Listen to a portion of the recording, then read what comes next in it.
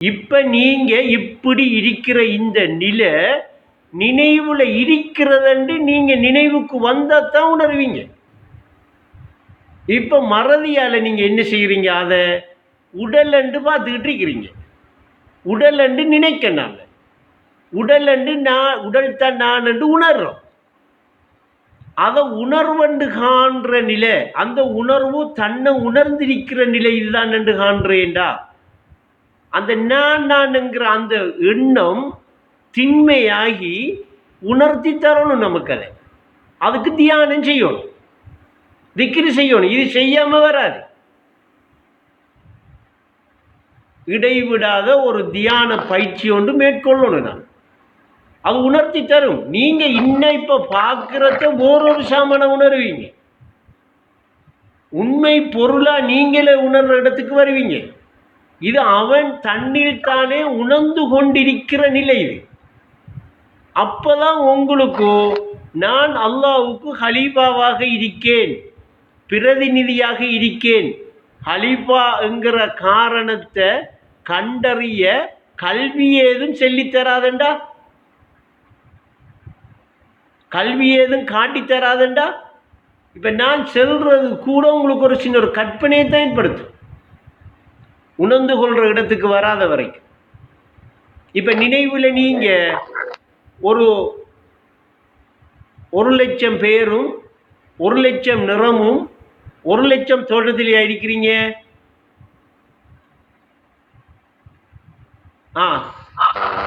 சொல்லுங்களேன். ஒரே நிறம் ஒரே தோற்றத்துல ஒரே பேர்ல அத நீங்க உணர்ற இடத்துக்கு வந்துட்டீங்களா? நீங்க அது உணரலாம். அது உண்மையின் உருவமா, உண்மையா நீ ஏன் வஸ்தாது அதைத்தான் சொல்றாங்க. உருவங்கள் என்று செல்லல, அதுல உண்மையின் உருவம் என்று ஒருமையில சொல்றாங்க. அந்த உண்மையின் உருவம் உண்மையா நீ என்று காட்டுற அந்த நான், அந்த உருவத்தை கணத்துக்கு கணம் உணர்ந்து கொண்டு இருக்கிறதால நீங்க அதை உடல்ல நினைக்கிறீங்க. அதாவது பாம்பு பாம்பு இல்லைன்றாகி இப்ப கயிறு உணர்ற இடத்துல வருதுன்னு அது எப்படியோ எடுங்களேன், உங்களோட அறிவுக்கு ஏற்ற மாதிரி எடுங்களேன். ஐடிக்கு நான் பிள்ளை சரி ஒன்று செல்லியல இப்ப. ஏன்னா உங்களோட ஐடிக்கு உங்களோட அறிவை இயல்பாத்தான் விட வேண்டியிருக்கு. ஐடிக்கு தடை செய்கிற மாதிரி ஒரு வார்த்தையும் கற்பனைக்கு போற மாதிரி ஒரு பேச்சும் வந்துடக்கூடாது. அதுல நாங்க ஹோன மாதிரி இருப்போம். ஏன் அப்படியான விஷயங்கள் எங்களை தடை பண்ணிச்சுன்னு எங்களுக்கு தெரியும். அந்த இடத்துல நான் சின்ன ஒரு விஷயம் உங்களை குறுக்கறுத்தாலும் தூக்கி வீசிட்டு போட்டு போகணும். அந்த அளவுக்கு துணிகரம் வேணும். அந்த அளவுக்கு விளங்கி எடுக்க வேண்டிய ஒரு விஷயம் அது. இப்ப நீங்க நானுங்கிற உணர்வை தன்னிலைப்படுத்தி உணர்ந்துகிட்டே இருந்தா அந்த உணர்வு என்ன செய்யும் என்ற ஒரு கேள்வி ஒன்று நம்மகிட்ட வரும்பா. அந்த கேள்வி என்ன தெரியுமா? அதுக்கு பதில்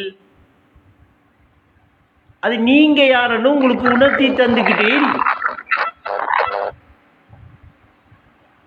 யாருன்னு அங்க பார்த்தா அவன் பிரதிநிதியாக எடுத்த ஹலீஃபா நான் தான் என்று சொல்லி உங்களை காட்டி தந்துக்கிட்டே இருக்கிற நிலை வெளியாகிட்டே இருக்கு. அங்க பார்த்தா ஹலீஃபாங்கிறவர் தான் அந்த அல்லாவா இருக்கிற நிலையும் அங்க என்ன செஞ்சிடும், உணரப்படும்.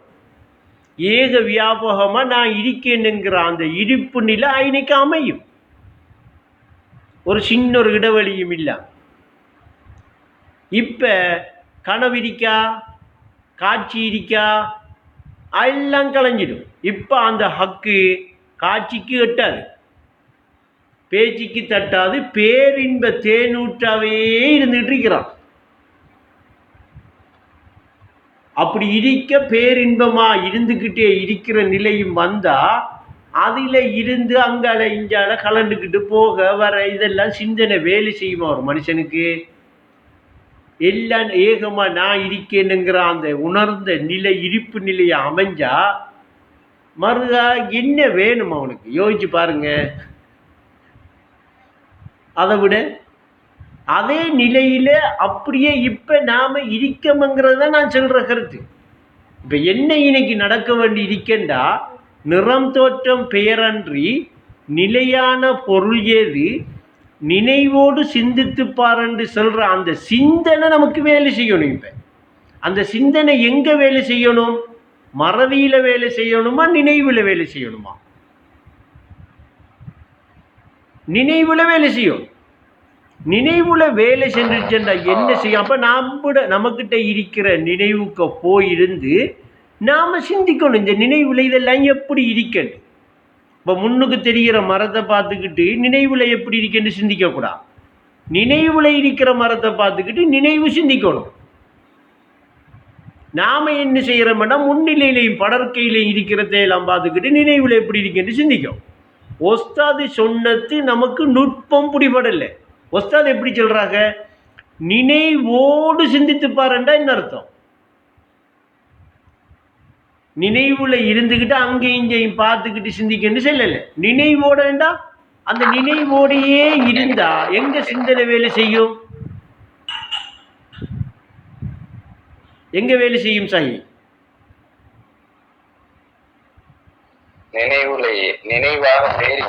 அப்ப நினைவாகவே அந்த சிந்தனை தொழில்படும். அப்ப அந்த நினைவாக அந்த சிந்தனை தொழில் பட்டுச்சென்றா அது என்ன செய்யும்னா நினைவுல இதெல்லாம் எப்படி இருக்கண்டு நமக்கு காட்டித்தாரது தான் மறந்த அறிவு திரும்ப வரும் என்று சொல்றது. அந்த அறிவை நாம மறந்து போயிருக்கோம். அதுதான் இந்த 100ங்கிற அறிவு. அதை எப்படி சொல்றாங்க? குவளையம் யாவும் மல்லுகராக அமையும்ங்காங்க ஒரு பாட்டுல. அகிலம் அமைந்திடும் மனிதா, அகிலம் அகிலமே 100 என்று அமைந்திடும் மனிதா, அகிலமே 100 என்று அமைந்திடும் மனிதா என்றா இதுல ஒரு நுட்பம் இருக்கி. மனிதா அப்படியே இருக்க அகிலம் 100ஆக அமைகிறேன் அர்த்தம் இல்லை. அந்த மனிதன் தான் அந்த அகிலம்ங்கிற 100ஆக அமைஞ்சிருக்கான். அவன் பிரதிநிதி. இப்ப மனித ஒருத்தன் இருக்கான், அவன் அகிலம் 100ஆக அமைஞ்சிருக்கிறத உணர்ந்துகிட்டு இருக்கான் என்கிறதெல்லாம் திரிபுடி உணர்வோடு யோசிக்கிற விஷயம். இப்ப அந்த மனிதன் தான் அகிலம் 100ஆக அமைந்திருக்கிறவன். அவன்தான் அல்லாஹ் தன்னை நான் என்று உணர்ந்த உணர்வுக்குரியவன். அல்லாஹ் தன்னண்டு நான் என்று உணர்ந்த அவனைத்தான். இன்னைக்கு மனிதனைத்தான் நீங்க உணர்ந்தான் என்று எடுத்தாலும் பிரச்சனை இல்லை. அல்லாஹ் அவனைத்தான் எடுத்தான் என்றாலும் இன்னைக்கு பிரச்சனை இல்லை. அது நீங்க உணர்ந்து கொள்ள வேண்டிய ஒரு விஷயம். அதுதான் நான் அப்படியே இப்ப நீங்களாம் அப்படியே இருக்கிறீங்க என்று விளங்கப்படுத்தினேன். அப்ப களிமா இந்த கொள்கை எங்க கொண்டு போக்குது, நம்மள எந்த இடத்துக்கு நம்மளை கொண்டு போகும், கொள்கை எங்கே கொண்டு செல்லும் உனக்கு தெரியுமா என்று ஒஸ்தாது கேட்ட கேள்விக்கு பதில் விளங்குதா? இப்ப எய்டி கொண்டு போகுதுண்டு.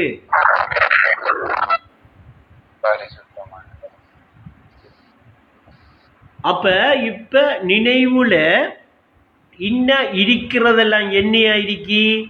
நிறங்களாகவும் தோற்றங்களாகவும் பெயர்களாகவும் இருக்கா. நிறம் தோற்றம் பெயராக இருக்கா. இந்த நுட்பத்தை மறந்துடக்கூடாது. இந்த மறந்து போய் நீங்க சிந்திச்சிங்களா நினைவுல போய் இந்த நிலையாக இருக்கிற இடம் பிடிபடாது. நான் 2 விஷயம் சொல்லியிருக்கேன். இப்ப நினைவுல போய் இப்ப நீங்க மறதியில காண்றீங்க, நிறங்களை காண்றீங்க, தோற்றங்களை காண்றீங்க, பெயர்களை காண்றீங்க.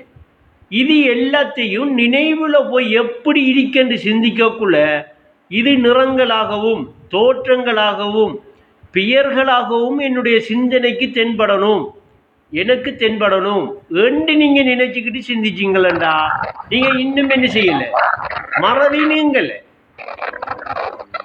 மறதி நீக்கப்படலை. அப்ப இப்ப எதோட சிந்திக்கனாமே? மறதியோட சிந்திக்கும். அப்ப நினைவோட போயிருந்து நினைவோட இருந்து சிந்திக்கிறவர்கிட்ட நிறம் தோற்றம் பெயர் நிலையா இருக்கிறது தென்படணுமெண்டா, நிலையா இருக்கிற அந்த ஹக்கு வெளியாகணுமெண்டா ஐனைக்கு அவரு ஒரு நிறம் என்றும் ஒரு தோற்றம் என்றும் ஒரு பெயர் என்றும் குறிப்பிட்டது எதை? அந்த தோற்றம் எது, அந்த பெயர் எது என்று சொல்லி, அந்த நிறம் எது என்று சொல்லி அவர் சிந்தனையில பிடிக்கணும். அந்த உணர்வு அவருக்கு பிடிச்சி கொடுக்கணும். அது பிடிபட்டுட்டா அண்ணன் ஒரு நிலைப்பட்டு தியான நிலை சரியாயிட்டு. இப்போ என்ன செய்யும்? அடுத்த நிமிஷம் காட்சி நிலை வரும். யாரை காணுவார்? காண்போன் காட்சி அவரையே காண்பார். இப்போ அவரு நிறங்களாகவும் தோற்றங்களாகவும் பேர்களாகவும் இருக்கிறதா காணுவாரா? அப்படி நாம நம்மளை காண்றோமா? அப்ப கனவு கண்டுகிட்டு இருக்கிறவர் அப்படித்தானே இருக்கிறீங்க. இது பிடிபடுகிறது இல்லையா? கனவுல இருக்கிறவர்கிட்ட நினைவுல இருக்கிறவராக தெரிய வேண்டி வரப்போகுது யாரு? கனவுல இருக்காரு, அவரு மறதியில இருக்காரு. அப்படி மறதியில இருக்கிறவர் நினைவுக்கு வராரு, வந்து சிந்திக்காரு நினைவோட இருந்து. அப்படி நினைவோட இருந்து சிந்திக்கக்குள்ள அந்த நினைவுல இருக்கிறதாக அவருக்கு உணர்த்தப்பட போவது, உணரப்போவது யாரு? அப்ப அவர் அங்க பல நிறங்களாகவும் பல தோற்றமாகவும் பல பேராகவும் இருக்காரு.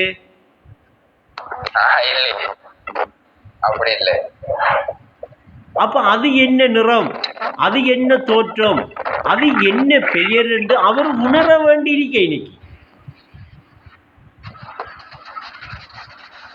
அதை உணர்றீங்க. இப்ப நான் செல்லக்குள்ள நீங்க உணர்றீங்க, நம்புறீங்க இல்ல? அதுதான் சரியல்ல. இப்ப நான் உங்களுக்கு விளங்கப்படுத்துறேன், நீங்க சரியா எடுக்கிறீங்க, உங்களோட அறிவு காட்டி தருது. அதுதான் என்ன நம்புறீங்க இல்ல? இப்ப நம்பிக்கைப்படுத்துறதுக்கு தான் நான் ஒரு வருஷத்துக்கு உறவாட்டம் நடத்த வேண்டியிருக்கேன்.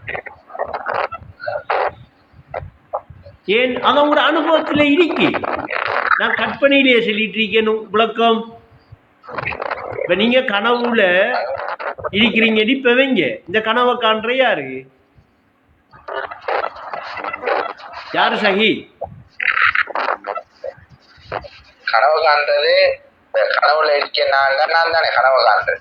அப்ப கனவை காண்ற நிலையில நீங்க பல நிறமாகவும் பல தோற்றமாகவும் பல பேராகவும் இருக்கா இல்லையாவது?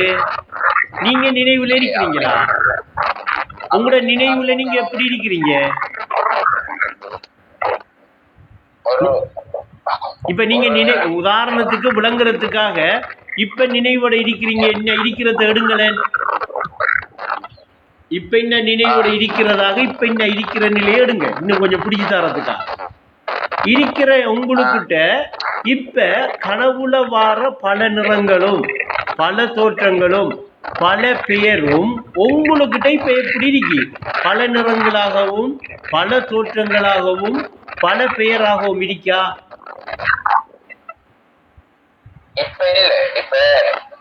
மொத்தத்தில் நான் இருக்கா? அது நீங்க உங்களை நான் உணர்ந்த நிலையில அப்படியே எல்லாம் இருக்கா இல்லையா? அங்க வேறு வேறையா ஒவ்வொரு தனித்தனி நிறமும் ஒவ்வொரு தனித்தனி பேரும் ஒவ்வொரு தனித்தனி தோற்றமும் இப்ப உங்களை விளங்குதா உங்களுக்கு? அப்படி நீங்க அந்த நான் உணருதா? அப்ப இப்ப நீங்க நான் உங்களை உணர்ந்து இருக்கிற இந்த நிலை நினைவென்று எடுங்களை விளங்குறதுக்கா? இப்ப நினைவுல நீங்க எப்படி இருக்கிறீங்க? நிறம் தோற்றம் பெயர் அன்றி நிலையான பொருள் ஏது? நினைவோடு சிந்தித்து பாரு. கனவுல இருக்கிறவர் நான் நினைவுல எப்படி இருந்தேன் என்று சொல்லி சிந்திச்சாரண்டா, சிந்தனைக்கு எடுத்தாரண்டா, இன்னும் இப்படித்தான் இருந்தேன்டா அவர் உணர மாட்டாரா?